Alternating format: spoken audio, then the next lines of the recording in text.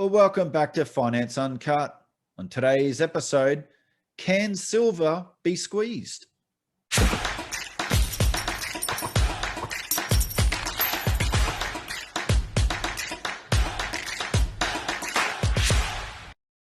Can silver be squeezed? Check this out. Kerry Craker has worked in kitchens all his life. Since March, he's spent around $100 a week, half his spare cash, on silver coins. He's part of a growing social media movement who say they are buying bars and coins for protection from a coming age of inflation. There's a little anarchy in it. It's like, okay, we're done with you telling us what we can do and what our money is and what our money isn't. We've decided that this is actual money. The core of the movement is a 122,000 person strong Reddit community called Wall Street Silver.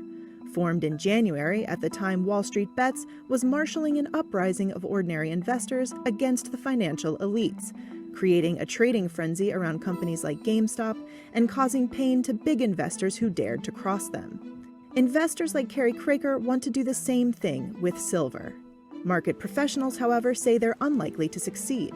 There is plenty of silver, and central bankers in the US and Europe expect inflation to stay relatively low. But bankers aren't getting through to this group. I'm pretty sure that the uppity-ups in the banks and the COMEX and the LBMA just think we're just a bunch of, street trash and that we're just going to quit or give up or something, but I don't think that's going to happen. Reuters spoke to more than 20 members who call themselves silverbacks and apes. Their homepage features an image of an army of primates from Planet of the Apes. They say things like ape-like shiny. They organize raids, days on which everyone buys together. The group's founder is Ivan Bayuki, a 24-year-old Canadian. Wall Street Silver isn't just a get-rich-quick scheme. It's really, you really need to prepare and educate yourself and start preparing yourself for the future. So we're not trying to emulate Wall Street Bets where we just pick a couple of stocks in the market and then just pump and dump them. Nobody is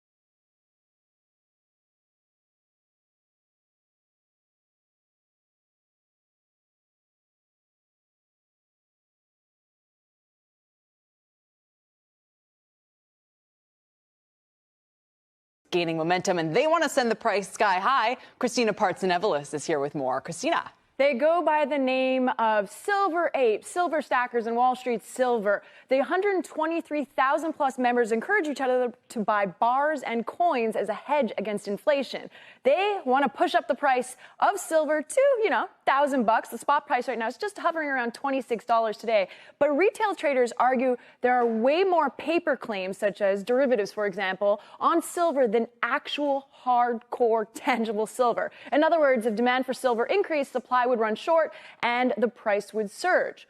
But the squeeze on silver does differ from the squeeze on companies like GameStop and AMC. There's a lot of silver out there and not as many silver short sellers to attack. Money managers have had net long positions on the metal since 2019, according to data from the Commodity Futures Trading Commission. If you think of the history of silver, humanity has been mining this stuff since we discovered picks and shovels, right? I mean, it's, there's plenty of silver above ground. A little like gold, it doesn't get thrown away. And that's why many around the world do believe currencies are very vulnerable and that physical investments are the way to go. They even helped push up the price of silver to a 5-month high just this past January, which is why we called that a short squeeze as well. And according to the Silver Institute, the demand for bars like this, and this is a silver bar right now, are expected to soar to 26% of total demand, up from 8% last year. One member of a group of silver apes told me that he believes the market is manipulated by bullion banks, and that's why he's holding on to this stuff for a lot longer. I knew you wanted to see it. This. I thought it was an iPhone over at here. first. Yeah, come on, sit right on up. Come to the parents' table. Here, come on up. This is worth about $300. This is $300. That's yeah, heavy. It's 10 ounces. That is really that's a lot of bullion. Yeah, it's quite heavy. I should have looked up the weight so that I could have made maybe a book for anybody watching. Yeah. But yeah, this is Looks like a little credit card. Right? Except worth Worth a lot more. Well, especially depending on the credit card. Especially because so many and who people are owns it. storing silver, gold in their houses, or more specifically, if you're getting a lot, in vaults all across the world. It's gaining in popularity. All right, short this. Okay. Thank you. Thank you. Christina. All right, so at least a few options traders out there seem sympathetic to the Silver Apes cause because they're betting big that silver could be about to surge nearly 20% to BK's point. So let's bring in Mike Coe. He joins us with the options action on this. Have you seen anything? Is there any activity out there that indicates, Mike, this could be a trade that gets you above that $30 level? Well, we did see above average call volume on the September COMEX silver futures. That's the most active futures contract, the front month for silver. We saw well over 4,000 of those trade overall. And the most active contracts where we saw calls outpacing puts by about 17-1 were the September 31 calls. We saw a little over 1,300 of those trading for about a dime. Buyers of those calls are obviously betting that silver could rise 18% or more by August 26. That, by the way, is when these options expire. And it's important to remember, 1,300 contracts may not sound like a lot in the context of some of the ETFs we see. But the important thing is that the futures themselves represent 5,000 ounces. So that's a multiplier 50 times as large as what you're seeing on equities. So, in fact, those 1,300 call contracts actually notionally represent more than the top 3 most active call contracts on SLV, which is the ETF that tracks it, and that traded about 70,000 near-dated call contracts today. So we are seeing some bullish activity, and we're certainly seeing more on the option side, on the bullish side, than the bearish one. So when mainstream media like Reuters and CNBC start talking positively about silver, and the more and more people jump into silver by being educated, so whether that's through the Reddit group or whether that's through, as I said, sharing Mike Maloney's Hidden Secrets of Money and educating people out there, more and more people waking up, more and more people dismissing the transitory BS, then I think that's bullish silver.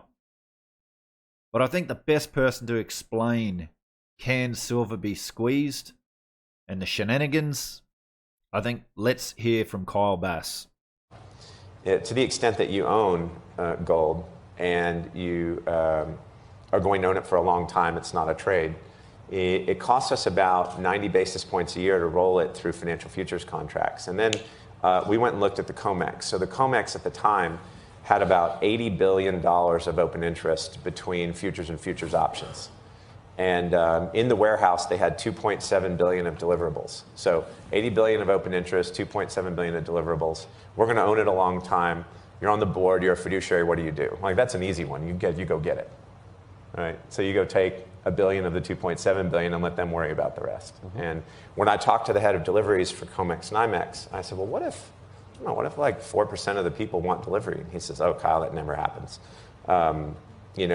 We rarely ever get a 1% delivery.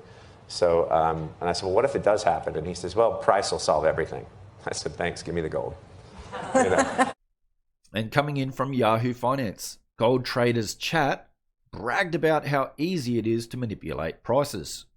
Chat logs introduced as evidence by prosecutors at the Chicago spoofing trial of 2 former precious metals traders for Bank of America Merrill Lynch unit shows one of them, Edward Basis, bragging about how easy it was to manipulate prices.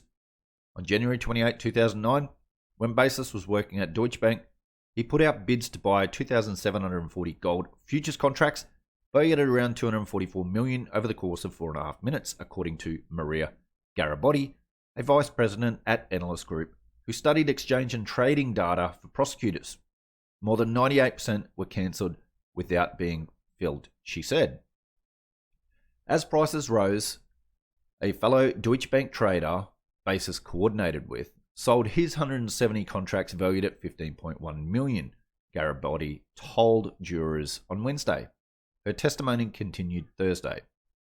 That does show you how easy it is to manipulate it sometimes, Basis wrote minutes after the trading in a chat message sent to the other Deutsche Bank trader, Cedric Chanu, according to Garibaldi. Chanu and another Deutsche Bank trader, James Vorley, were sentenced last month to a year in prison each for their convictions in 2020 on spoofing charges at a separate trial. I F the market around a lot, Basis said in another message.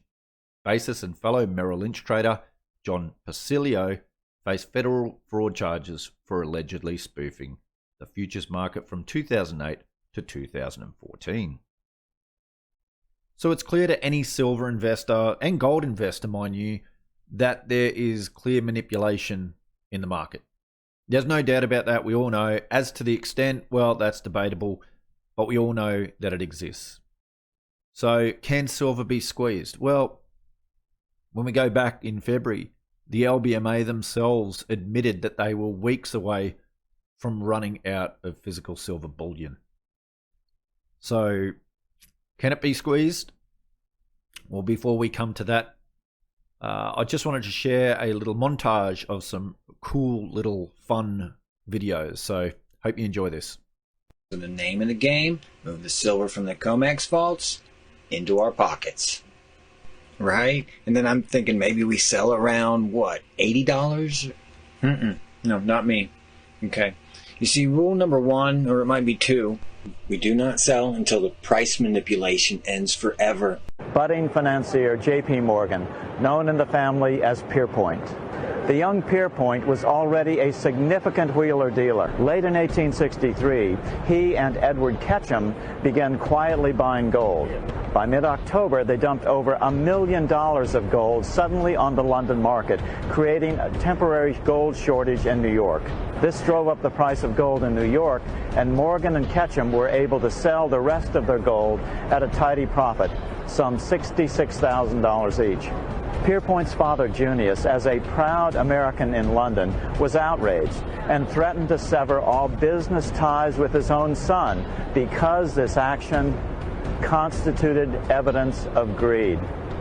Suddenly, someone gets the idea to sell nearly 45,000 contracts. Such a massive wave of selling immediately drives the price of silver down. Then, without warning, the mysterious seller reverses course and starts buying the electronic silver back. The profit on each contract reaches $3.6 billion. The mysterious sellers are alleged to be traders for the bullion banks J.P. Morgan and, to a lesser degree, HSBC. There's no evidence of coordinated efforts to manipulate prices across numerous companies over several decades. We're the dollars of the nation on parade. We're the biggest batch of dollars ever made. Oh, we used to march by millions, but now we march by billions, and maybe we'll be trillions for your day. Is there an example throughout history of a fiat currency, a piece of paper that's unbacked by anything, surviving? Short answer, no. And it goes like this. Stage 1. A country starts out with good money, which is either gold or silver, or it's backed by gold or silver. In the United States, $20 bill, $20 gold piece in the vaults. Go into any bank, slap down your currency, which was a receipt for money, a claim check on money, ask for your money, gold and silver, and they would give it to you. Stage 2, it begins to take on more and more economic burdens. Stage 3, it increases expenditures to fund a massive military. Stage 4, eventually it puts its military to use, and expenditures explode. We had done a bunch of deficit spending for Korea, for Vietnam, for Johnson's Great Society. Stage 5, to fund the war, it steals the wealth of its people by debasing their coinage with base metals, or by replacing their money with currency that can be created in unlimited quantities. I have directed Secretary Connally to suspend temporarily the convertibility of the dollar into gold or other reserve assets. And on August 15th, 1971, all the world's currencies became fiat currency.